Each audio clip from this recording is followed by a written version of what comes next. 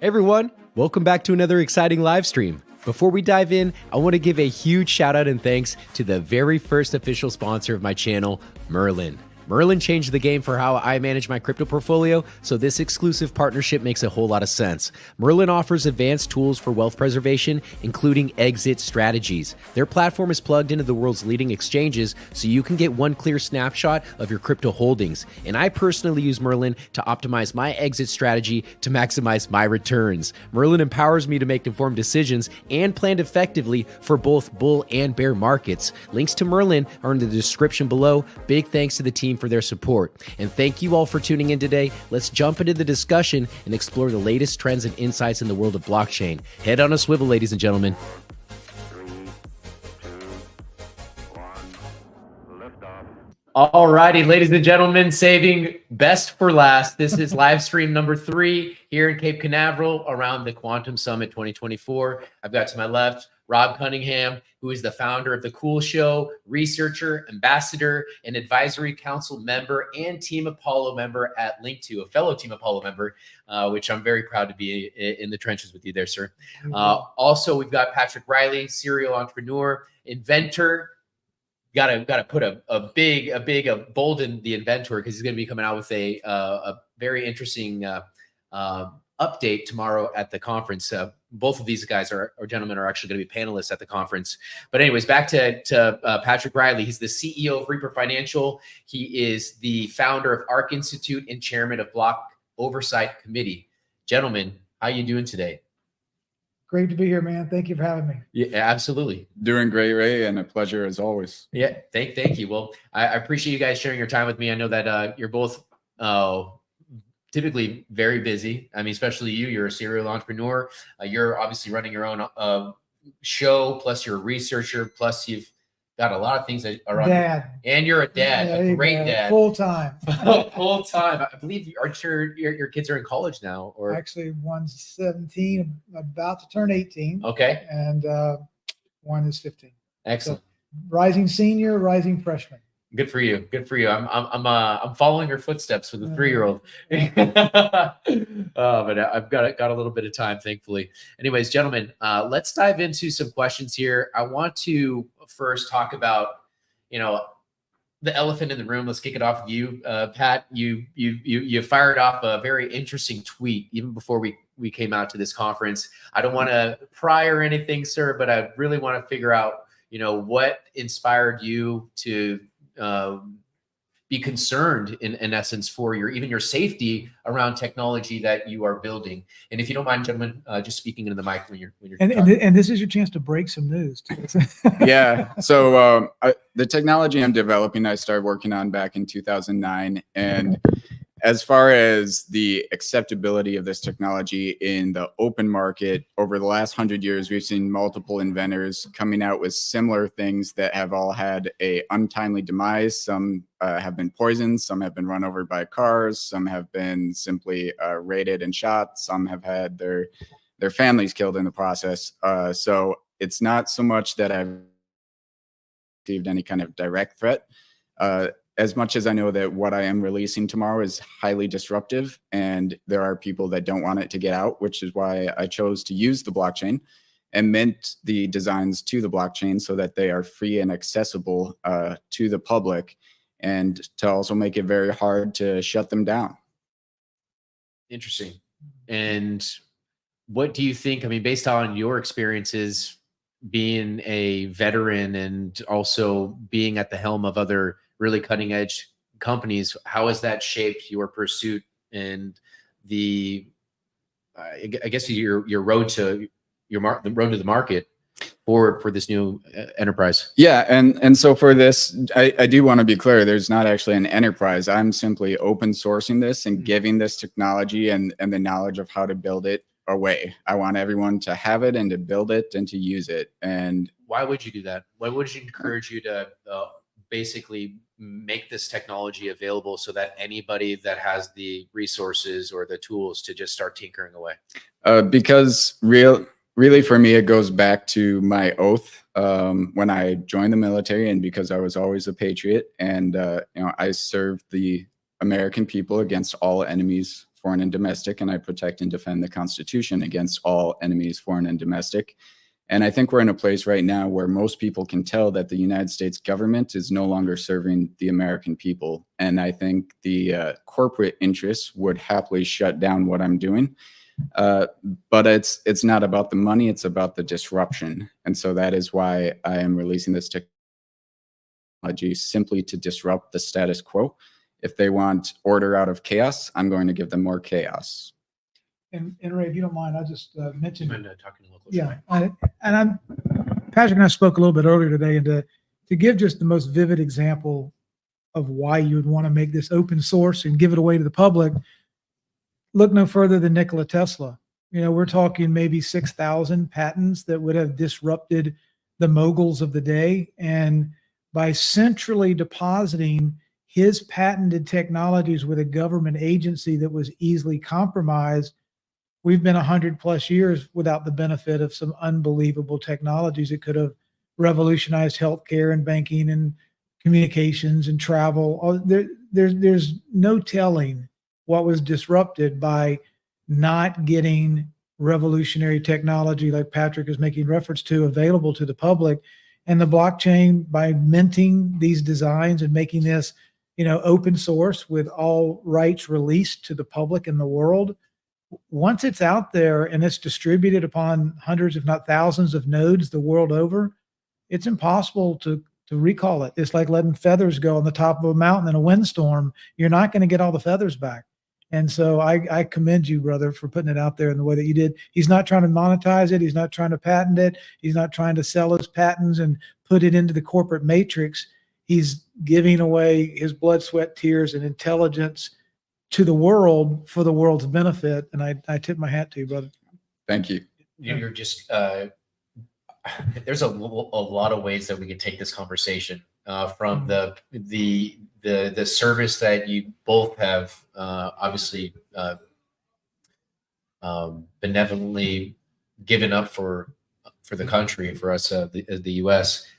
But then also, you know, I feel like we have a moment in time where, yes, because of technology, we're able to level the playing field. But I feel like because of all of this, because of technology itself and this creating transparencies, because of social media and real time, you know, advocacy, or where you want to say,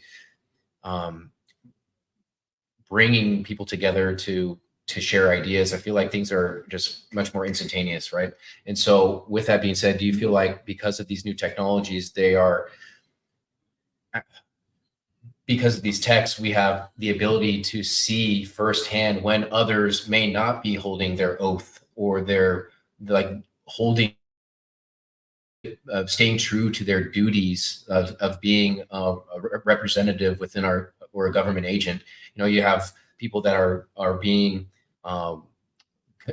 they're continuously working for the government. I'm sorry, this is the third live stream. I'm slowing down right now, but ultimately it's like, do you see, because of these technologies, that they help us identify the friction that not only that we see within, you know, our financial system, but then also with our political system and potentially education and beyond? Because I feel like these technologies tap into all types of sectors, and I feel like just right now seems to be like this called a paradigm, or a moment where it's either we fix everything or we just let it all crash and burn. Yeah. So the technology I'm releasing, and I'm going to be talking about the 4 different technologies or individual parts of this. But what's really more important is the application. And of course, there's infinite applications for each one, but there's 2 in particular, one of which is going to allow us to create something that would be similar to a 4-dimensional Google Maps.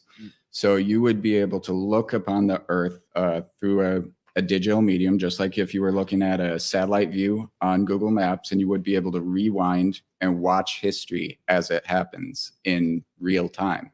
So that means we'll be able to watch things like Jesus walking the earth, how the pyramids were built, how all of this came to be as far as the earth, or even find every missing child that has gone missing over the last 100 years or further, to solve unsolved murders. And accountability is exactly the point of what this use case can do. Interesting. Would you be willing? I know you're saving, I would assume, the meat and potato of the announcement for tomorrow. Yep. Is there anything that you would be willing and able to share with our audience here today? Yeah, I want this audience, and the point of this is to release this technology far and wide. And I don't want to promise things without explaining how they work yet, but I'll say that essentially, there's a meme that goes around that talks about if you could put a mirror 10 light years away from the Earth and look at it through a telescope, you would be looking 20 years in the past, because that's what it takes, that light to reach the mirror and then reflect back to the Earth. Now, if we have quantum entanglement communication and instantaneous communication, along with faster than light travel, and we have the generator to produce the energy, and we have the ionic drive circuit to propel the rocket, we can do exactly that. We can take a rocket, and probably thousands of rockets, and we can send them out away from the Earth in the direction it's been traveling through the solar system and through the galaxy for the last billions of years. And we can record the light as it reaches that satellite, or as it reaches that basically telescope. And that will give us the ability to send it instantaneously back to Earth through the quantum entangled communication. And that is going to give us the ability to reproduce those events and watch our history, so that mankind can go forward to look back, and we can learn exactly who we are, exactly what's been done, and we can move forward as a species. Can this technology really help us go retro back in time? Literally back in time, but I do want to clarify that time is not linear. Time is everything that has been, is, and will be is a solid, essentially. But this is simply receiving the light that has previously interacted with the Earth as it travels through space, and we're able to do that through the application of these 4 different technologies. Interesting. Well, I appreciate you sharing, Patrick, and I wish you luck on this next endeavor of yours, sir. I know that you're going to do exceptionally well, like you've done with all the other portfolio companies in your domain. But anyways, shifting over to you, Rob, because you also are a gentleman that's has been very active as of late with your research and the content which you've been putting out through the Cool Show. So just want to give you kudos, because you're doing some phenomenal work, sir. It's very impressive.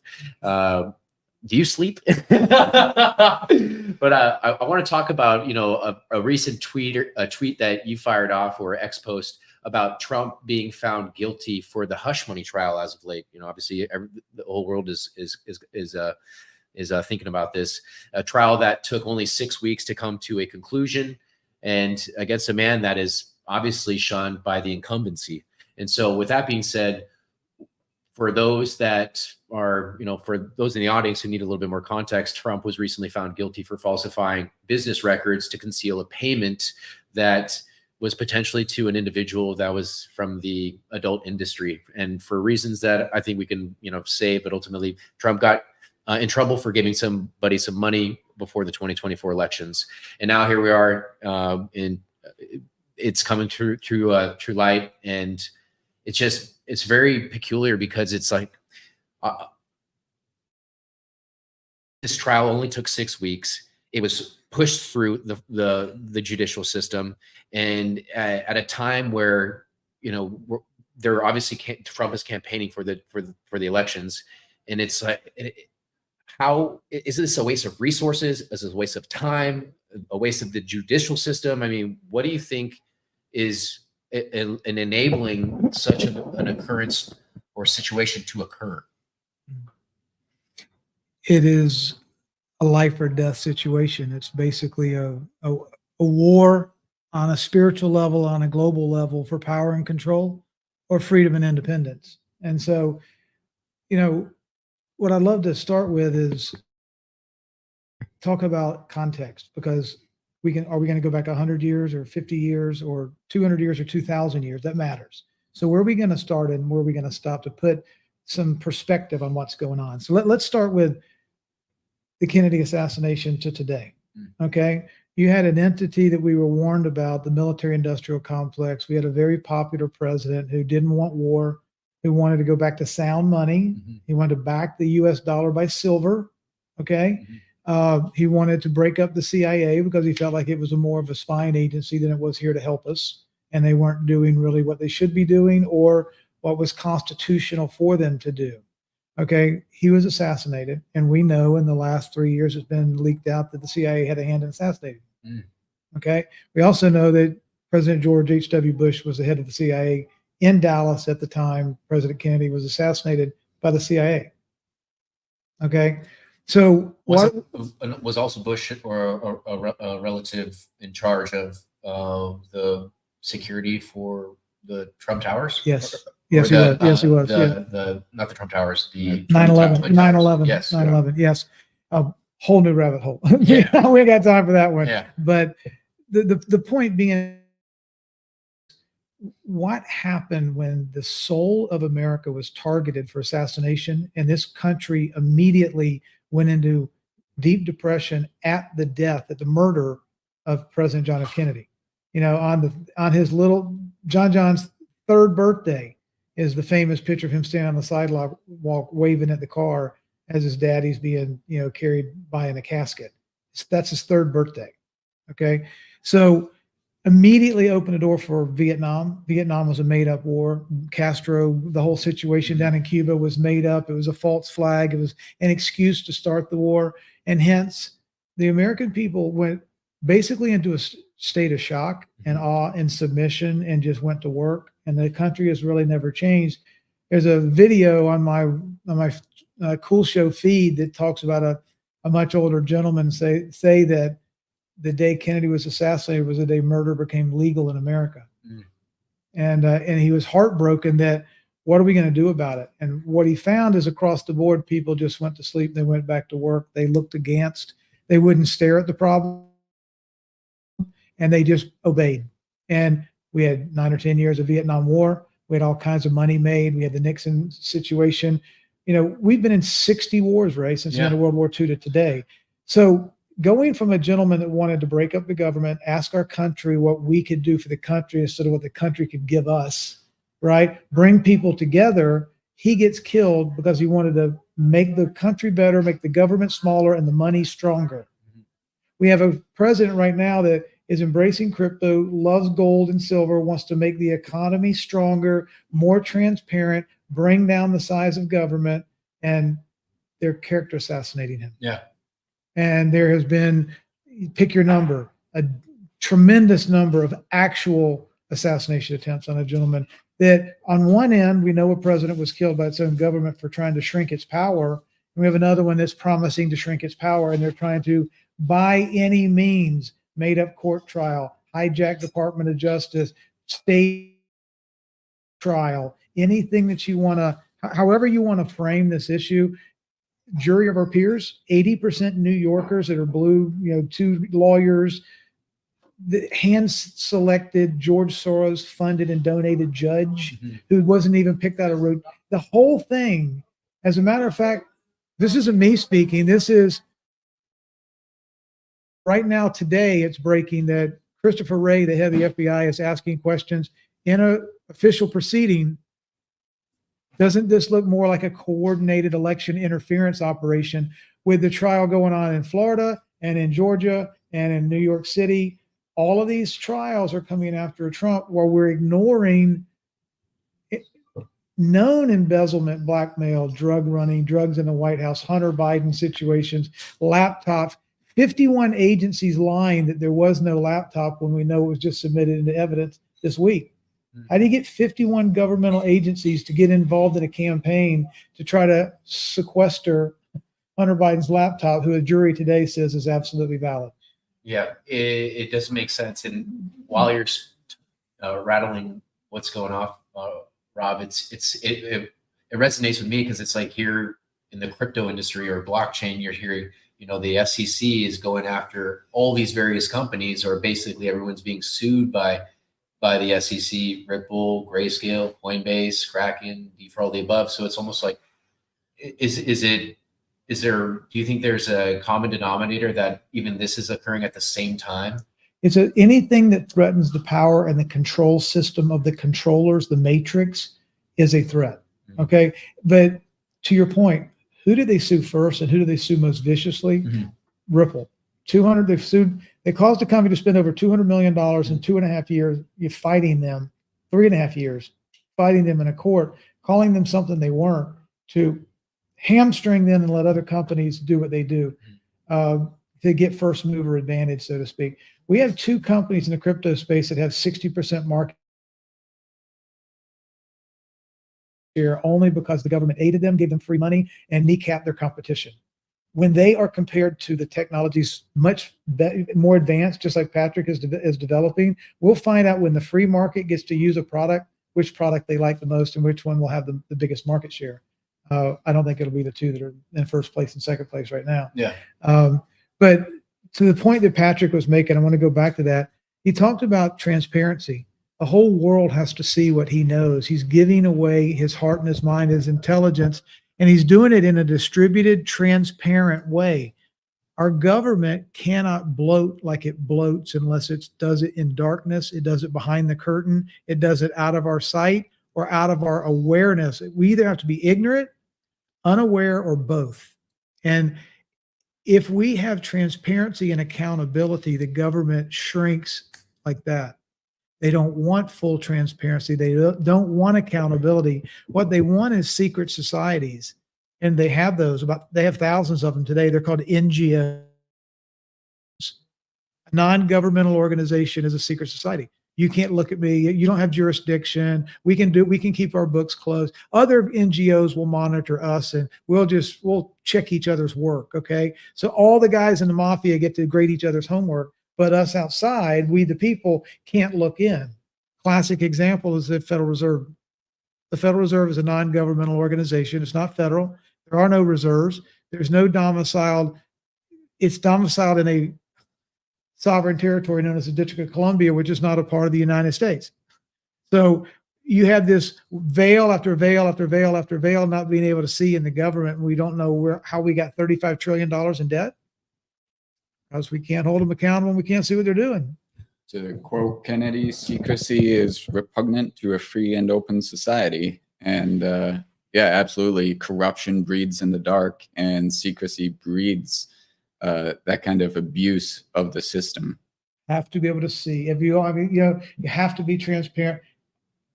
President Trump calls it a level playing field. Mm-hmm. We don't have serfs and kings. We don't have blue bloods. We don't have different societies. We're supposed to have everyone level, equal rights under the law. Everyone can hold each other accountable, but we're equal. We're fair. Mm-hmm. You, me, doesn't matter about age, religion, credit score, net worth, gender. None of that matters. That means I get to ask you and you get to ask me, and I have every right to get the truth from you as you have from me. That kind of, when you start blocking that transparency, that's when imbalances happen. Yeah. That's when the bigger gang gets to beat up the smaller gang. And then I get to shut you up to keep my power. But if you start talking and I might lose my power, I'm going to have to shut you up. And I'd just add to that, if you don't believe that there's a different class of leadership running this country right now, run for president. Yeah. Try it. Yeah. See what happens. So you're saying that there is potentially a puppet master behind someone like Biden? Well, I mean, I think we all know that Biden's not standing up on his own accord without some strings attached. But when I ran for president, I was one of 2,000 other candidates out there.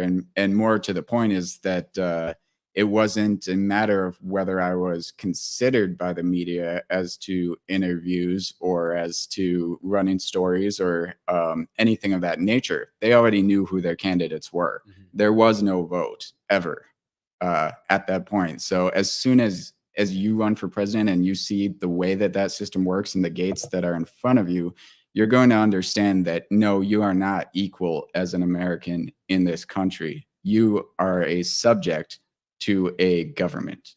And how does that feel, being that both of you guys are veterans, you've laid out everything for your countries. I would love for you to guys to kind of peel back and share with the audience, maybe get a little personal, or what do you guys say to yourself when you're driving home late at night by yourself and the radio isn't turned on and it's just you and the steering wheel? Well, as far as I go, my background, I come from a very contentious childhood, and I went to being homeless from 12 to 17, and I was a very naive young kid that thought he'd be a patriot and a well-oiled machine that was elite. And at 17, I joined the Army and, became a combat medic and deployed multiple times over the years. But really, when it came down to the end of my career at 16 and a half years and COVID mandates came out, and I wrote a 450-page report up through the Secretary of the Army stating all the ways in which treason was committed and that me complying with that vaccine was an act of treason. And of course, that wasn't received, and it wasn't even investigated, which was completely outside Army regulations. And AR 600-20 Army command policy would mean that I am meant to assume the next higher command role, where my own commanders had completely failed to do their duty to the Constitution of the United States. So as far as I am concerned, I'm not necessarily a retired veteran. I am still the military, and I just don't see any leadership. It's kind of like we may still have a different president at this time, and kind of I wasn't dismissed by a truly elected president when I got out of the military. So as far as I'm concerned, it's not over till it's over. Wow, interesting. Still sticking with you, Patrick. In our last interview at XRP Las Vegas, you referenced about those who hold XRP are already rich, and then you identified in a tweet following that interview after it went live that you basically painted the potential amount of market participants that might be XRP holders. So if you took 1% of 8 billion people, but which would be what, around 800,000? Yep. But potentially, those people have multiple wallets as well, and so that's going to reduce that number even smaller. But where I'm getting at is, what do you think is likely to occur within the next year, and what is it going to? How do I rephrase this? Let me think about this. Taking it a step further, you mentioned since there are 5 or however many XRP wallets, where many DEX users average 4 or more wallets, considering bots as well. Now, for XRP to be the dominant player in crypto, to be the number one, let's just say to replace Bitcoin, that price of XRP would need to skyrocket from where it is today to potentially something around $20. What do you think would be a potential narrative or circumstance that would empower or impact such a situation? Yeah, sure. So there's a lot of things working in XRP's favor. Not only is it the only asset, digital asset, that has true regulatory clarity as far as not being a security, but we also have the charts themselves, which, if you're not a chart person, I forgive you, but we have a 5-year flag that took place from 2013 to mid 2017. And we have a 7-year flag that's closing within the next 8 weeks for XRP. At the same time, we're expecting the end of the SEC versus Ripple Labs case, which is more than likely in Ripple Labs' favor. That is very possibly or very likely a catalyst that will send XRP into the next band of price appreciation or price discovery, which would put it in the $6 to $50 range. And if it gets into the $20 range, we're talking about something that can now have ETPs. It can now be accepted by banks, as it's already primed and set up for with FedNow. It's being used or tested by multiple countries, from Colombia to Japan to Nepal to Palau, Montenegro. And the adoption of XRP means greater volume. And so the stock to flow of XRP that determines the price, or the Bacchus model, pipeline flow model, is basically the total value transferred divided by the total volume, or the total number of tokens, will represent the price. So if we're talking about right now just 800,000 estimated users for the XRP ledger, when there's 40 million Americans, give or take, are using cryptocurrency, and that's not even accounting for the rest of the world, it's not going to take that much for XRP to pass the stock to flow to surpass $20. And once it does that, we now have an entire community of normal people out there who saw Bitcoin go from, the 10 cents that it once was all the way to the 70,000 that it is now. And those people wish they had invested in Bitcoin. But when they see an XRP coming up to number one, and it's now accepted by their banks, and it's now legal, and it's all of the things that it needs to be for them to get on board, now there's going to be that FOMO from retail. And I do expect that we could see XRP considerably higher than $20 within the next year. Would you want to piggyback off after that, Rob? Yeah. There are so many technical drivers. There's so much adoption. There's so much clarity. There's so much. The number of partnerships, as well as the number of trading pairs, the number of wallets, the institutional adoption, the gross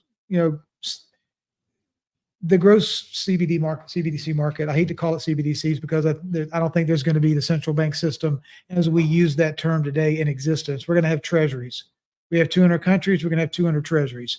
And so the supply and demand model for what the value and the price of XRP is going to be is substantially rocket ship levels higher than it is right now.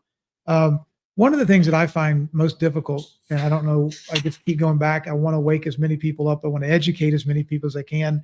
And I was having a conversation earlier this week with a gentleman that stopped by my house, and he goes, "Yeah, one of my guys, one of my workers, who's all crazy, he drank the Kool-Aid and all that." The general understanding of the person that doesn't understand banking any more than they understand aircraft jet engines or how to be a combat medic. I put it in this way. I go, do you remember where you were back when you heard somebody come on TV and go, "What's this thing called email?" Or "What's the internet?" I remember Bill Gates going on the David Letterman show and having to explain the internet to David Letterman on a comedy show. Okay. That was 25 years ago. Mm-hmm. And that excitement and how the world has changed in the last 25 years is based on an interconnected set of computers to share communications and data. Mm-hmm. Okay. Fast forward 25 years. We're now trying, or what has already been built is an internet of value, which is orders of magnitude more powerful and more influential or changing of this world than the internet of data ever could have dreamed to be. Okay. We're talking multiple quintillions of dollars are going to become tokenized, which is basically just a digital pocketbook, a digital fingerprint. That tokenized package of data will have property rights and owners and amount and value and terms, conditions, anything that we need, and it'll settle in 3 to 5 seconds. And anything in this world in the multiple quintillions are going to be able to get on basically a smartphone, and in 2 clicks, you can send value from point to point, person to person. 8 billion people sending as much data as they want back and forth, but it's value, not data. Mm-hmm. The order, I don't think most people understand that when we talk about XRP or Ripple or these types of companies and going from a paper currency, kind of a blockbuster model, to a internet of value Netflix model times 10,000. I don't think most people understand the philosophical reason that we drank the Kool-Aid. We believe what we believe. We're seeing the world of value shift, and it's going to be controlled from the bottom up instead of from the central bankers down because of distributed ledger technology. And when you put these two things together, I'm going to get to be my own bank, my family, my community, my neighborhood, my grandkids. We're going to be our own banks, and banking is a community trust thing. It's not a central foreign non-government organization thing started by the Rothschilds. do we want a Rothschild system that gives us all the strings and conditions and 98% loss in our value today? Or do we want the equivalent of walking around with gold and silver in our pocket, buying any damn thing that we can afford to buy? Yeah. So we're obviously out here for the Quantum Summit conference. There's going to be discussions on the quantum financial system, other topics that are unrelated to finance, health and wellness, and things of that. Is there anything that you guys are hoping to discuss here or explore while you're at the conference? Well, I mean, obviously, I want to talk about these inventions and the ways that they can be applied, but I also am really interested in this community. So I know Mel Carmine putting this whole thing together has a very wide group of people that are all very high frequency, open-minded, mature individuals. And so that's also why I chose this venue as the place to release this technology, because I'm really just interested in who are these people that are coming to a quantum summit. Who is it that's ready to learn and to hear these things? And I'm really interested in becoming a part of their community as much as I want them a part of mine. Yeah, interesting. That's beautifully said, brother. That's beautiful. Yeah, I just want to thank Mel. A lot of work. He's got a lot of other entrepreneurial activities going on. He runs a show. He's got mastermind groups, education groups, healing clinics. And to put this on, it's an undertaking in time and capital and commitment and risk. I mean, who knows? There could have been a tornado. The thing got canceled. You know, most people that put on an event like this don't understand how much risk and time and commitment that the sponsors have to do to make it happen. So yeah. Thank you, Mel. And thank you, Amber. You guys have done a great job. On the topic of sponsors, I do want to give a shout out to the sponsor of today's live stream. Actually, all live streams while we're out here at the Quantum Summit. The team at Merlin, thank you very much. The first official sponsor of this channel. So I'm excited to work with such a phenomenal team and to also partner with such a robust platform. I mean, I actually consider them to be building a super app. It's early in their life cycle, but the utility that they provide me and enabling me to develop on-point exit strategies for my crypto holdings is much appreciated. Anyways, just so again, want to say thank you, Merlin, for sponsoring today's live stream production, and I'm thankful to be a partner of your ecosystem and super app. But if you guys haven't explored Merlin's application, I highly recommend it. Brother, I was about to tell you, I love Merlin, and I'm going to give you guys a marketing tip and not charge you. But one of the reasons I got Merlin was I love Coach JV and I love all you guys, but my wife kept hammering me and hammering me and hammering me and hammering. Make it easy. I want to know where everything is. I want to click a button. I don't want to have to log into 5 different accounts. So you saved my marriage, Merlin. I got the app. I loaded everything up, made it super easy. She knows where to click and knows where to find anything if I don't make it home from the conference. So Merlin, the exit strategies for crypto, not your marriage. There you go. That's terrible. Anyways, guys, I know that it's I've had you on a little bit longer than anticipated. Is there anything that you'd like to close off with, or you haven't said or discussed yet that you'd like to get off your chest? Right now is the time. Well, I'll just say that everyone that's out here, everyone that's listening, I fully and truly trust that we are here because God's will has put us in a community together. So God bless, and thank you all for listening. Yeah, and thank you all. Thank you for your time. Thank you for all the travel that you've done. But community, the greatest relationship, the greatest equity we have is relationship equity. And you know, what we pour into ourselves, our families, and our communities, it's got to start there. If we can't, if we're falling apart, if our family's falling apart, and I can't walk across the street and help one other person, how the hell am I going to help my community? So we've got to get it's a faith thing, it's a knowledge thing, it's a commitment thing, it's a never surrender thing. We've got this. We outnumber the bad guys. We have now the technology. The door is wide open. What we have to do is, if we can find a way to humble ourselves, get curious, reach out, admit we don't know something, and come together personally and familially, and and community wise, we can knock this out in proverbial overnight. If we stay divided with all these microaggressions and every kind of ridiculous, idiotic matrix fool story to keep us divided, deceived, destroyed, and devouring each other while we're not seeing what the hidden hands are really doing to us, we will be stuck in these, stupid petty fights in our communities, and we'll never come together. What does our Constitution say? Divided we fall, united we stand, divided we fall. We've got to unite. And they want us at each other's throats. We can't give them what they want. Very well said, Rob. I feel like maybe that's part of the art of war. Pay attention over here, or look what this hand's doing, while we're 100%. making moves on this side of the fence. Yeah. And so, I was actually really excited. I got to interview a gentleman named Alfredo Ayala yesterday, who's a developer in the space. But we talked about, things beyond obviously tech, but what we did talk about is this, looking at things in on the pursuit of passion, or on your pursuit of passion, when you're doing things that you're passionate about. Obviously we're doing things that we're passionate about. You're leading your firms, you're running the Cool Show. I'm developing my platform as well.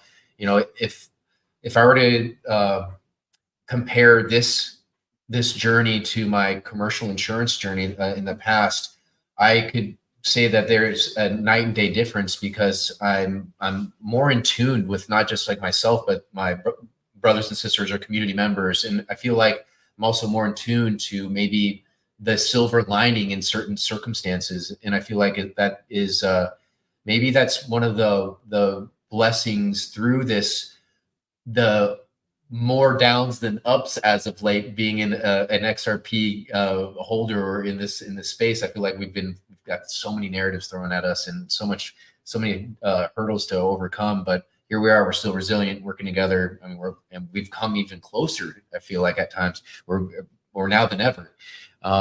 So I just appreciate you guys for sharing your time with me and giving me the opportunity to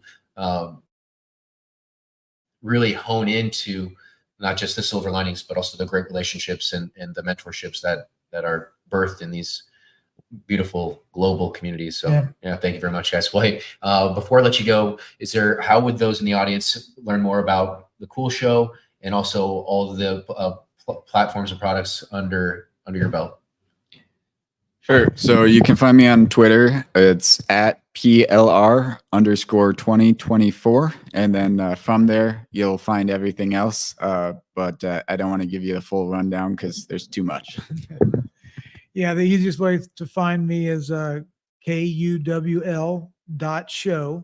If you'll just go to that website at the bottom, there's a link tree, and Twitter and YouTube and all the other things that you'll need to find me. But either x.com, Cool Show, or cool.show. Cool, man. Cool. Well, guys, I'll be sure to put the links to both of their websites and Twitter profiles or X profiles in the description of the video, as well as the links to Merlin, the greatest exit strategy out on the market. But anyways, guys, appreciate you. I hope you have a great time here in Cape Canaveral, and love you mucho. Love you mucho, brother. Yeah, thank you, guys. Thank you. Thank you, brother. Thank you.